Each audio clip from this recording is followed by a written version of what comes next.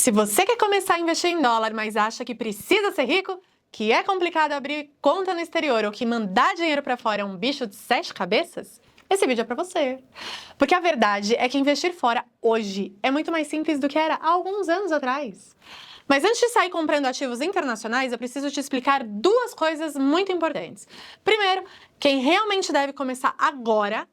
E segundo, qual é o passo a passo para fazer isso de forma correta. Muito prazer, se você ainda não me conhece, eu me chamo Dani Rolim, eu sou planejadora financeira e estrategista patrimonial há mais de 14 anos. E hoje eu vou te explicar o passo a passo de como investir em dólar do zero. E mesmo que você já tenha patrimônio no Brasil, fica aqui porque eu vou explicar uma estratégia para financiar os seus investimentos no exterior utilizando a sua carteira do Brasil. Então, se você não é inscrito no canal, ou se você está me assistindo pelo Spotify e também não está inscrito ainda aqui, aproveita, faz isso agora, curte o vídeo, porque aqui a gente fala de patrimônio global, proteção e construção de carteira de longo prazo. Bom, a diversificação internacional é extremamente importante, mas existe uma ordem. Mas se você não tiver uma base financeira organizada, ela não vem primeiro. Se você hoje não tem reserva de emergência, o primeiro passo ainda não é investir em dólar. Primeiro, você precisa ter um colchão financeiro. Reserva de emergência normalmente fica em ativos com liquidez e baixo risco. No Brasil, muitas vezes isso significa Tesouro Selic, CDB de liquidez diária e fundos de liquidez. Depois que essa base está pronta, aí sim faz muito sentido começar a olhar para o exterior. Porque quando você investe só no Brasil, seu patrimônio fica concentrado em uma única moeda, uma única economia e um único risco político. E aqui entra um ponto importante. Investir no exterior não é sair comprando qualquer coisa em dólar.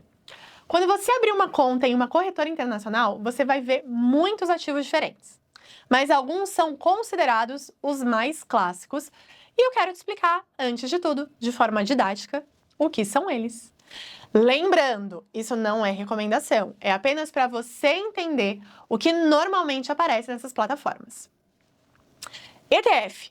Antes de falar dos ativos, deixa eu te explicar rapidamente o que é um ETF. Ao invés de você escolher várias empresas, uma por uma, você compra um ativo que já vem diversificado. E por isso os ETFs são tão usados para investidores no mundo inteiro. ETF do S&P 500, por exemplo. Esse é provavelmente o investimento internacional mais conhecido. Ele investe nas 500 maiores empresas dos Estados Unidos. Dentro dele, você tem, por exemplo, Google, Apple, Microsoft, Amazon, Nvidia, Meta, Berkshire. Alguns ETFs famosos que seguem esses índices são VO, da Vanguard, o IVV da iShares e o SPY, da SPDR. Muitos investidores começam com apenas um ETF do S&P 500 porque ele já traz uma diversificação enorme em um ativo só. ETF global. Algumas pessoas preferem investir já no mundo inteiro. Nesse caso, existem ETFs como o VT, a CWI e o VXUS. Por exemplo, o VT ele investe em empresas dos Estados Unidos, Europa, Japão, China e emergentes. Ou seja, você compra praticamente o mercado global inteiro em um único ativo. ETF de mercado total americano, que é outro ETF bastante conhecido, que é o VTI. Ele investe em praticamente toda a bolsa americana. Grandes empresas, médias e pequenas. Ele é basicamente como se você quisesse comprar o mercado americano inteiro. ETFs de renda fixa americana também existem, tá? ETFs ligados a títulos do governo americano, os chamados Treasuries. Alguns exemplos são BND, SHY e TLT. Eles acabam cumprindo um papel mais conservador dentro da sua carteira. E olha só, para quem gosta de dividendos, tem os ETFs de dividendos, que eles são focados em empresas que pagam dividendos.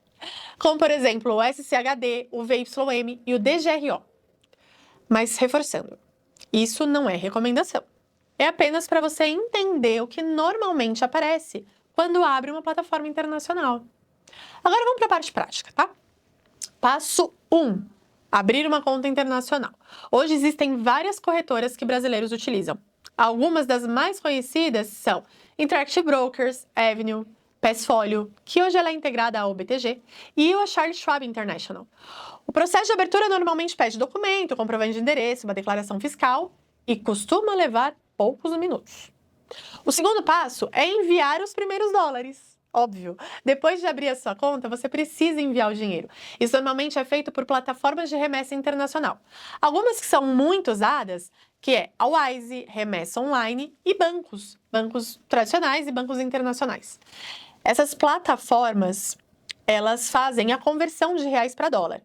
E aqui entra um conceito importante. Presta atenção que isso é custo.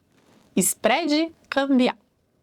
O spread cambial é a diferença entre o dólar comercial e o dólar que você paga na conversão. Hoje, em média, uma Wise costuma ter custos próximos de 0,5% a 1%, dependendo da operação. Remessa online também costuma ficar entre 0,7% e 1,3%.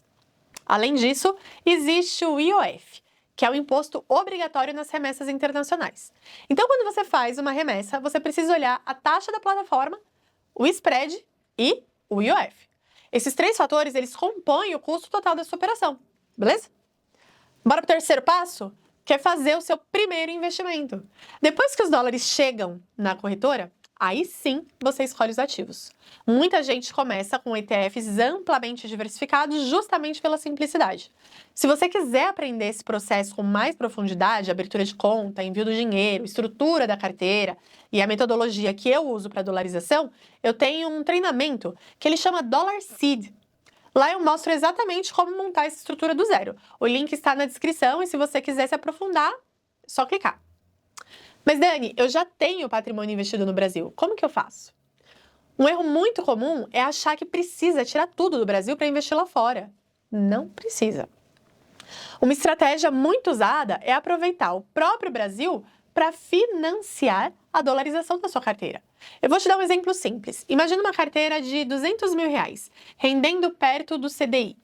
Num cenário de juros próximo de 12% a 15% ao ano, essa carteira pode gerar algo perto de R$29 mil de rentabilidade em um ano. Alguns investidores usam parte dessa rentabilidade para dolarizar todos os anos. Assim, eles continuam aproveitando os juros do Brasil, mas começam a construir patrimônio em moeda forte.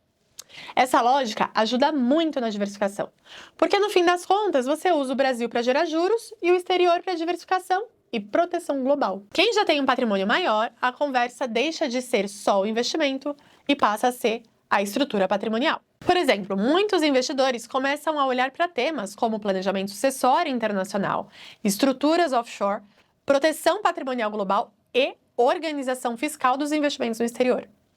Uma estrutura offshore, por exemplo, ela pode ajudar a organizar patrimônio internacional dentro de uma empresa no exterior, o que pode trazer benefícios em sucessão patrimonial, organização de ativos e planejamento tributário internacional. Outro ponto importante é a sucessão, porque quando você investe fora, é possível estruturar a forma como esse patrimônio vai ser transmitido para herdeiros de forma muito mais organizada.